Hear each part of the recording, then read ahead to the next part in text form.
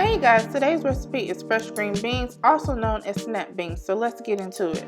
So of course you're going to need some fresh green beans, and then you're also going to need yellow onion, and then this is 3 strips of bacon that I've just cut, and then black pepper, onion powder, and just regular salt.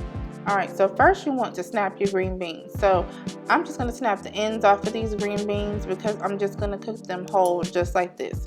I'm not going to make them into smaller pieces, but I'll show you in a minute what you can do if you want to make them into small, just like that. Just snap them in half. It's that easy. You don't need a knife or scissors or anything else. They snap apart really easy. So just snap the very little tip of them just like that and keep going until you get done with all of them.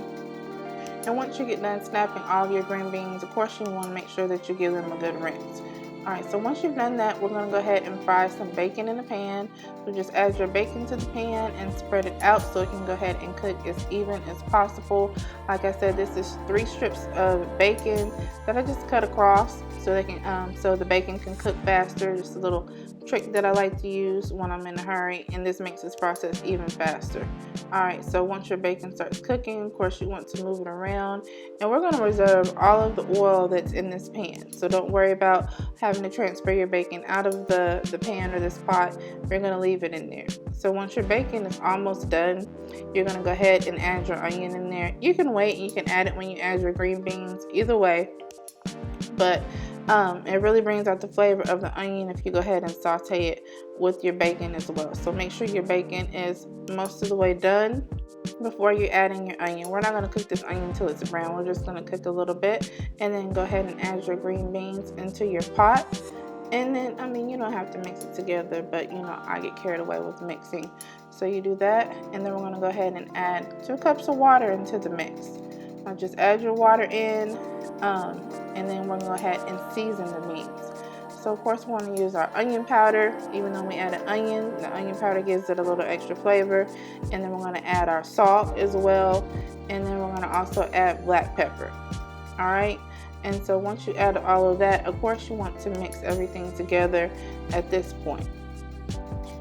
So now before you cover your beans, you want to go ahead and bring them to a rolling boil, which I'll show you right here in a minute. Alright, so here's a rolling boil. But we're at this point, we can go ahead and cover the beans with the top and let them go. Your beans are cooked for like about 45 minutes or until they're tender. You just want to keep coming back and checking on them and stirring them periodically. When you place your lid on your pot, leave a little bit of an air hole since you're cooking the beans at a higher temperature, just so it'll allow for release of some of the steam. Okay, so at this point our beans have been cooking for about 15-20 minutes. They're starting to get tender and all of that, so just checking on them, make sure you give them a stir. You can see the amount of liquid that's in the bottom of the pan.